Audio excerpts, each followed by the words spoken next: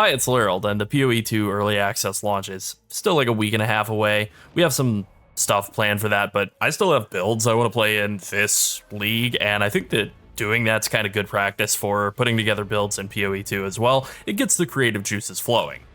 So the build that I've been playing here is Power Siphon, Locus Mine Trickster. It is Jungrun's build concept. It is crazy strong, and especially with Necro Settler League, it really took over the kind of league restart by storm. I had barely upgraded gear at all, like throughout the campaign. I pretty much upgraded my gear for the first 3 acts, and then I switched to mines, and then I really didn't touch it at all, and it was an insanely easy clear, one of the easiest campaign clears I've ever had. After killing Kitava, I smoothly went right into yellow tier maps at like level 69 or whatever. I completed a tier 16 map just to do it with regular mods at level 71. I think it had vulnerability curse on it, so I did get like one shot one time, but again, I was still wearing the gear I used to kill Kitava. Just Garbanzo, I had like 20 to all res or maybe less and just totally slammed through it. The point is, the build absolutely cranks. It is the most popular build in Necro Settlers. Like I said, it's probably the strongest build I've ever played on this low of a budget, and it really can do everything. So let's get into it, but first like and subscribe. So as for the build, it really combines 2 very powerful overlapping effects that have really bad downsides to them, and it does so in a way that pretty much negates all of those downsides while keeping your strengths intact. So I'll kind of start with the elephant in the room first. Mines kind of suck, right? This is the thing that people have always hated about mines, is like they're strong, but they're very annoying to play with, and that used to be true, but automation support has basically removed that. You can just hook up automation support to detonate mines, and then there you go. That pretty much solves the entire problem of mines. In fact, I'll just jump into a blood aqueduct and kind of show this off. You know, if I throw down mines, right, like I have automation support turned on, this is the detonate mines that's hooked up to my automation support, just so you can see it firing. I throw these mines out, and they're detonating pretty much as quickly as I can throw them out. This pretty much solves the issue of mines. Like, obviously, there's some weird jank happening with the way that Power Siphon and Locus mines work, so that I'm not getting any, like, fun projectiles. But if I switch over to a skill that'll actually show up in, like, Kinetic Bolt here, you can see these mines are popping as soon as I throw them out. So mines, effectively, once you have automation support bundled in and detonating those mines for you, mines are basically just projectile skills, or any sort of skill that you've hooked them up to. Spell skill, projectile skill, whatever it is. And there's really not a huge downside to them other than that just like brief delay, which really isn't all that bad. Now, the only downside to this is that you do need to get automation support, which requires, I think, level 24 to use. Basically, you have to make it like Act 3 and do the first quest in Act 3. Not really all that bad. And then you also need to do the library to buy the itemized version of Detonate Mines if you're playing your first character of a league or SSF or whatever. Technically, it's viable at level 1, I think. I think you can't use it until like level 8. Yeah, level 8. But you can buy it, you know, if you're on a second character. So that's kind of all you really need to get mines from being kind of janky and annoying multi-button playstyle into something that really just handles itself very smoothly. Now, there are 2 other things that are kind of interesting in this build, and those are Power Siphon and Locus Mine. They both have some pretty significant upside and some pretty significant downside. I'm going to kind of talk about Power Siphon first. So it got a pretty big buff in this patch, as you can see. That top line is something that was added in 3.25, increases and reductions to spell damage applied to attack damage from the skill at 150% of their value. That's the Crown of Eyes effect. Insanely strong. It also got a mana cost reduction, a pretty significant one, which just made it easier to use. And then the rest of the stuff here, like, it has a pretty weird way that it actually functions. It doesn't shoot out projectiles. Like, if I put in Power Siphon and I don't have it hooked up into any mines and I'm just casting it here, like, I'm trying, right? It's not doing anything. I'm actually activating my wand to fire 1 projectile each at a number of nearby enemies, granting a power charge if I kill the enemy, or if they're like a rare or unique, then you get a pretty good chance to get a power charge from them. But specifically, it's 1 projectile per target with a cap of 7 targets. So like if I walk into range of some guys here and cast Power Siphon, it will go off and it'll kill them. Hooray. This is kind of a problem for single target damage, obviously. Like, if you're only ever able to hit an enemy with one cast, that kind of cuts into the ability of the skill to deal damage. Locus Mine fixes this by being a really powerful mine with a pretty nasty downside. Just to kind of read the way that it works, you have to use it with ranged attacks, so bow or wand attacks that like fire skills out, tornado shot, kinetic blast, that kind of thing. And it causes you to throw out 3 mines in kind of a cone shape. Like if I turn off the automation, you can see it throws them out in an arc. If I bring it closer, they're obviously closer together the further out I go. Obviously, this is not the best place in the game to like throw out mines here on Blood Aqueduct, but you can kind of see that they fan out, right?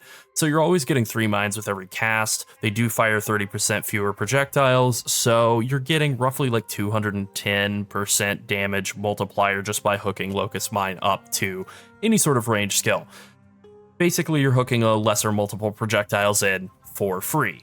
And then you're able to scale all of the possible damage that you can out of like having another damage scaler through mines. You can take all the mine nodes throughout the passive tree, as well as all the attack nodes throughout the passive tree that kind of scale through multiple vectors.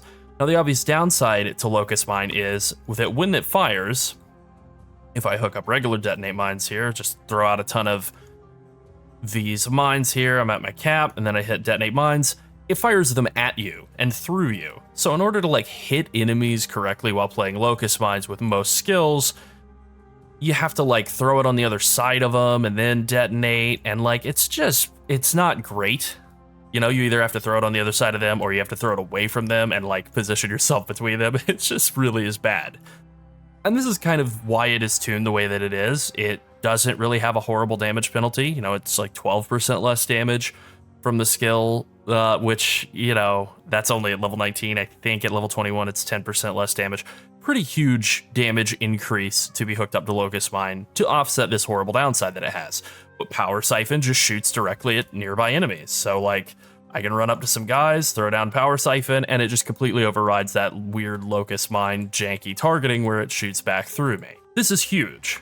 And then you combine in all of the things that Power Siphon has going for it, like the more crit chance per power charge, the crit multi per power charge, and then also the wand crit buff. The baseline crit chance on most high-level wands, things like this Prophecy wand, is like 10% now. So it's very, very, very easy to hit 100% crit with even just a decent amount of power charge stacking going on.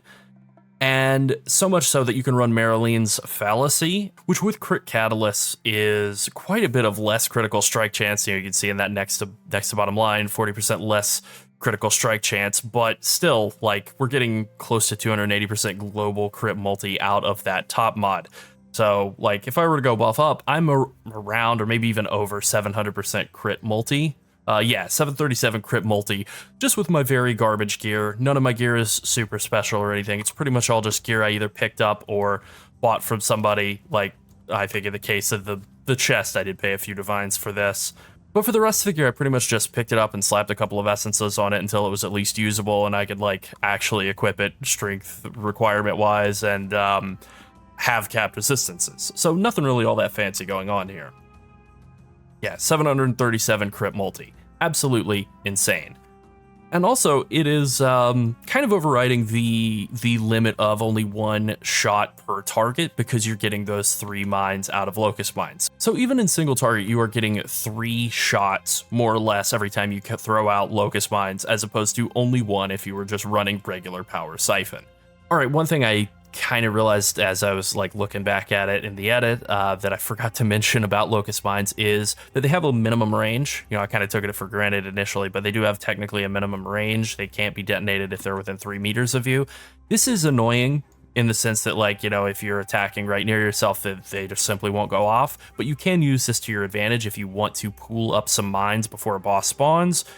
Say the boss is going to spawn right where my skitterbots are. You can stack up a bunch of mines right there, stack those up, and then also like set down your Arcanist brand, which I have an Arcanist brand hooked up to a couple of spells, like a Flame Wall and a Curse, and set that all up and just wait for them to spawn. And then as soon as they spawn, you dash away, hit them with your Sniper's Mark, and then continue throwing mines, and they're getting that full brunt of 18 mines right in the face, and all the debuffs are set up, and then you're able to just proceed into hitting them with your full normal rotation, which is a bunch of mines in the face.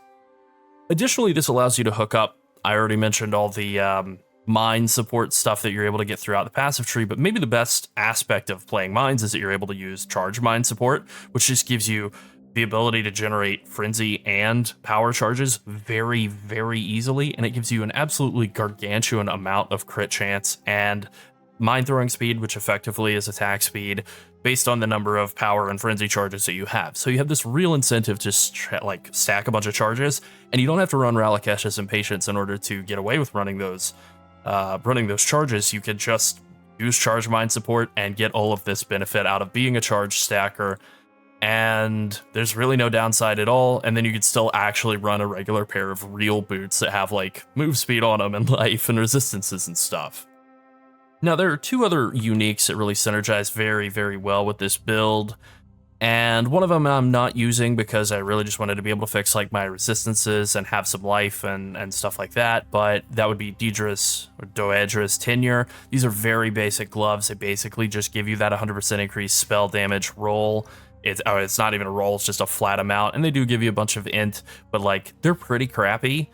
They're worth a ton of damage, though. I mean, they're more than 10% more damage over the gloves that I currently have, but, you know, there's kind of some downsides that have to be compensated for, and that's all because of that Crown of Eyes effect where spell damage implies to attack damage on Power Siphon.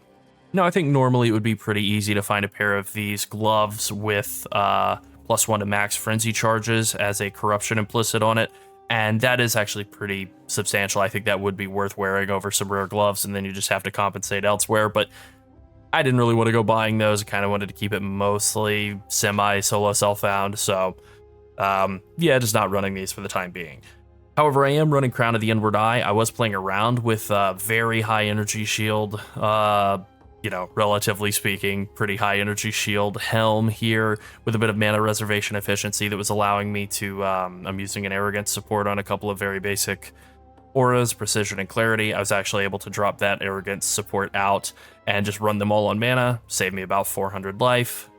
But with that being said, the amount of like damage that you get out of the combo of Transfiguration of Soul, Body, and Mind out of Crown of the Inward Eye, there's kind of a reason why this is such a popular setup, even if you're really only wearing this so that you can get those Transfiguration effects. You know, it's not bad, and the increased max life and mana and global ES is also not terrible, although if you look at my life here, I'm a little under 4k, and then I'm just around 2k ES. Like, if I were to swap those out, you could see pretty substantial jump in ES by swapping those two helmets out.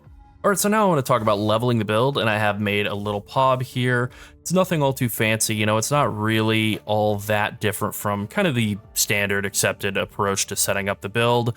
I would say the main difference is that a lot of people like to just level with Rolling Magma, pretty much the speedrunners' skill of choice, their weapon of choice for speedrunners. I absolutely hate it. I just really do not like aiming Rolling Magma. It's just my least favorite skill. And since this is a Wander, I kind of wanted to get a little bit of the feel of Wander before switching over to being a miner, so I ran with Kinetic Bolt as my leveling skill of choice. It is a little janky to use, you know, I'll show it off like in my hideout here.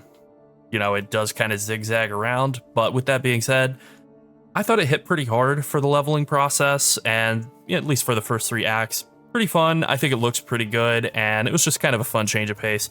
I would say the only downside of playing Kinetic Bolt is that you will want to stay on top of your weapon upgrades and try to have a wand that has like good damage rolls on it. They don't have to be physical. It can be just added elemental damage. That's fine too, but it is a wand-based attack skill, so you do want to be upgrading your weapon while you're progressing through the first 3 acts.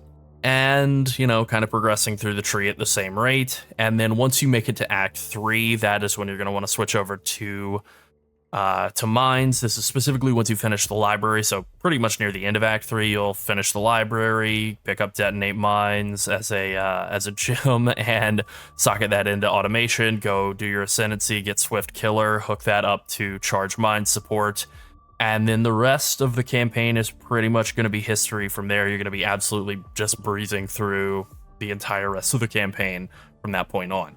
All right, so I also recommended a couple of skills here just for that kind of range of like 2 to 30, and I just like running like Herald of Ice and Herald of Ash. I also like running Clarity. This is kind of a cheat code for the campaign if you hate hitting your mana flask, which I do. Pop in a Clarity, just like run that and just kind of level that up a little bit as you go. You will not need to level it all the way up to 20. You know, maybe level 5, level 10, whatever. Just kind of play with it a little bit. If you find yourself running low on mana, then sure, like maybe level it up a bit more, but really just a little bit of clarity kind of helps a lot. And then I like Poacher's Mark for any sort of attack-based build while I'm leveling. It's something you can throw onto just any sort of boss, basically, you know, act bosses for the most part. And it'll give you back life and mana. Pretty much all there is to it, but it gives you life and mana, it gives you a tiny bit of extra damage, and it's just a very simple skill to be able to use one time and then have a lot of sustain out of on specifically like the Act 2 end boss is kind of annoying without Poacher's Mark. Then, like I said, you get to Act 3, Power Siphon, Charge Mines, you know, those are going to be, Power Siphon, Charge Mine, and Locus Mine are going to be the three things you're going to want to have that hooked up to. I suppose regular added lightning damage is really the best kind of fourth gem option if you have a 4-link. Until that point, Power Siphon, Charge Mines, and Locus Mine will work. That's totally fine. And then you'll have Detonate Mines and Automation linked up together. Steel Skin is really not something you need to use during the campaign. It is nice to kind of add in later on. Normally people would use Immortal Call, but in this build we are using, I'll just talk about the Eldritch Implicits. Really good tech here, being able to, because you're a Trickster and your charges last for 30 seconds at a time, you could just use the Searing Exarch Implicit that gives you an endurance charge every 15 seconds. You could just use a lesser Ember for that, and you'll just have permanent uptime on endurance charges. Very, very easy, free damage reduction out of that. And then you just kind of want to go with Wrath, since this is a lightning damage based build. Wrath is going to be your best damage aura. For your gloves, if you're not using Doedra's Tenure, Intimidate on hit out of the Searing Exarch Implicit is really good, just 10% increased attack damage on enemies, and then Lightning Exposure out of the Eater of Worlds Implicit, again, minus lightning res. You are shredding lightning res as much as you can throughout your whole passive tree and using like lightning pin and so on. You're just really shredding enemy resistances, so that is very helpful. And then for your boots, you can kind of do whatever for the Eater of Worlds Implicit. I just grabbed these out of the stash from like a castaway gear from a previous character. Searing Implicit mod, getting extra move speed is nice. I just have chance to avoid elemental ailments on there, but definitely not necessary at all. Anything really will work. I think reduce cooldown of mobility skills, give you like some cooldown reduction on Flame Dash, or Frostblink if you're leveling with Frostblink, that works as well. Playing with Frostblink at max level is really just a personal preference, whether you play with Flame Dash or Frostblink. I kind of prefer Flame Dash, but either can work. Now, as for the passive tree, it's a pretty normal progression. Like most Trickster builds kind of come out this top here. If you're not playing a chaos damage build, you come out this top here. And then, you know, I'm kind of making my way down toward Forces of Nature, snaking that way since I'm not doing a miner or a caster even in the early stages. I'm just kind of trying to make my way over here relatively quickly to Depth Perception, get that accuracy and get that accuracy mastery so that accuracy is no longer a concern while fighting anything. And then there's just a lot of really good stuff in here. The Mana Mastery that gives you mana reservation efficiency of skills is very helpful. As a miner, you are reserving a lot of mana. Taking the Mind Mastery that gives you reduced damage from enemies that have mines nearby is a really good defensive layer early on when you're a little flimsy. And then in terms of the Ascendancy, that second Ascendancy, Polymath is a really good one. The problem with taking Polymath initially is that it really requires you to allocate a lot of different types of masteries. You'll see specifically it says different types of masteries. So like if you take a Life Mastery here and then you take another Life Mastery here, that second Life Mastery is not going to do anything. Same kind of goes with these mana, the Reservation Masteries. Although they're so good that it's still worth taking multiple of them. You're only getting benefit on Polymath from one. So taking Polymath when you're like level 33 or something and you might only have 2 or 3 masteries allocated, it's just a very weak node initially, and it becomes very strong once you get up into the like level 50 to 80 range. So you could take it as your second Ascendancy. Hypothetically, you could take it as your third, but I don't really think there's another great option to take before it. Now, one of the downsides of being a miner is that all those recovering life and mana and energy shield on kill do not count from your mines. You technically don't count as killing with your mines. You know, you get the advantage of not having to deal or not having to worry with any sort of reflect damage from mines, which is good, although You do still want to be careful that you don't like shield charge through packs of enemies on a reflect map or frostblink into a big pack of enemies on a reflect map, but by and large, mines are a big advantage, but then there is a downside that you can't leech off of them and you can't get effects like polymath, recovering life, or Mind Drinker, recovering mana on kill. Things like that will not work with mines.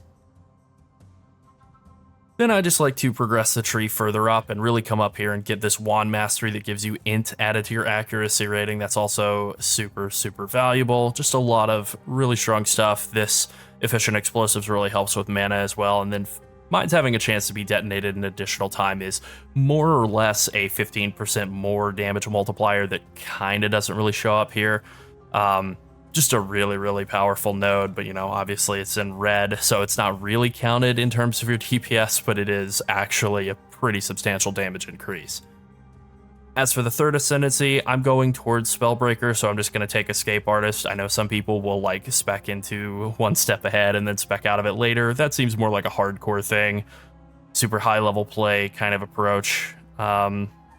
Just from there on, just kind of progressing through the rest of the tree over here to the Charge Mastery. Disciple of the Forbidden gives you a lot of damage, and then the Charge Mastery for getting damage out of all of your different types of charges is also really good. You're also going to want to come over here and get Instability, and then at some point you're going to want to anoint Overcharge. That costs a crimson, a black, and a silver, so not like super cheap, but really not too expensive considering how powerful it is. It gets you up to that 6 power charge. Really huge damage increase in conjunction with Power Siphon, and I think for the value, pretty inexpensive.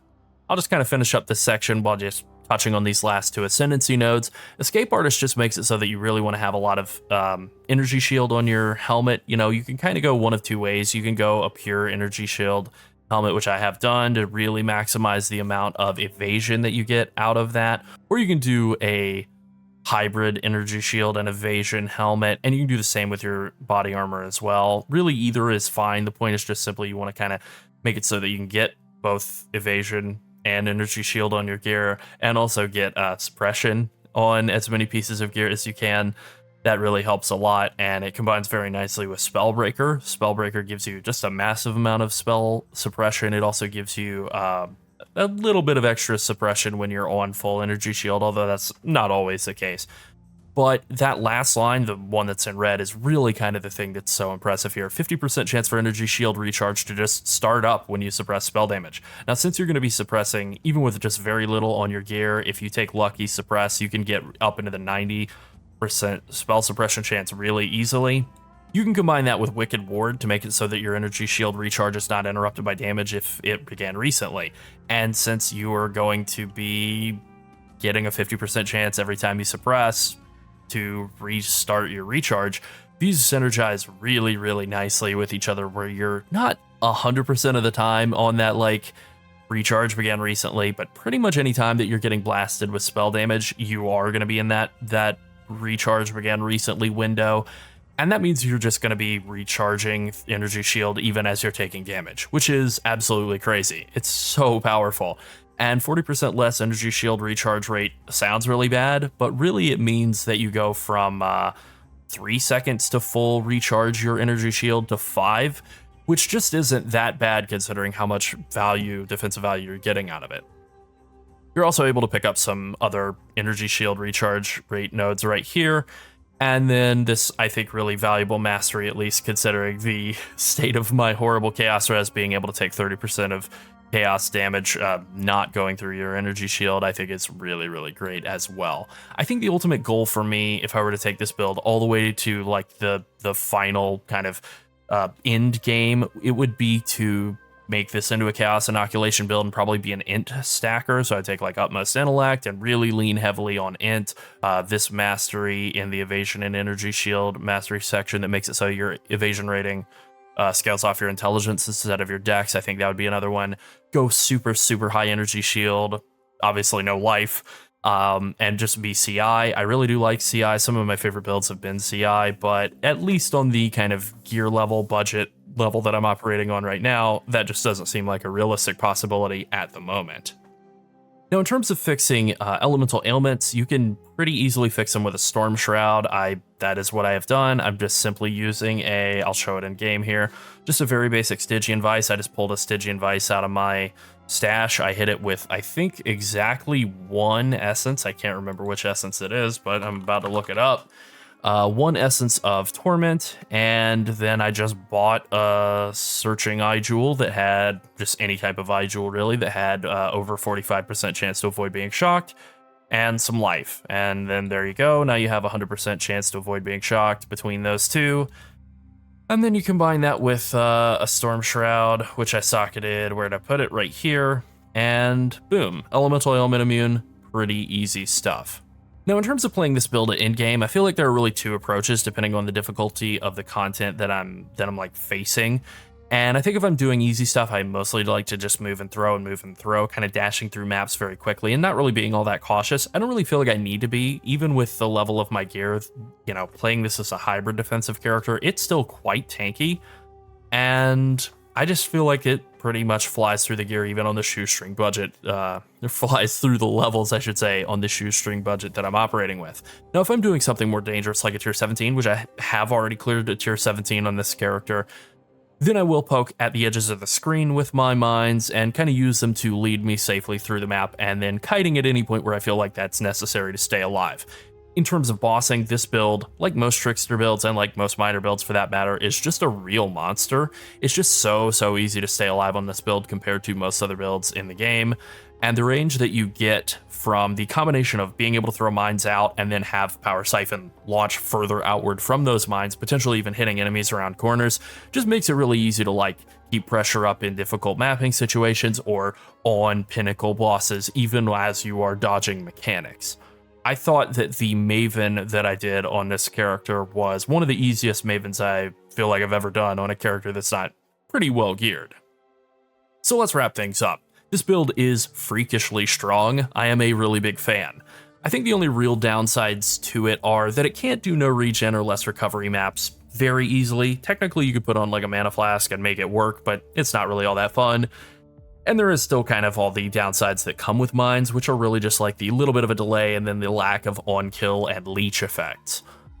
If I really had to rank it on my list of builds I've played this league, which isn't all that long, I have to say, I think this is the strongest one.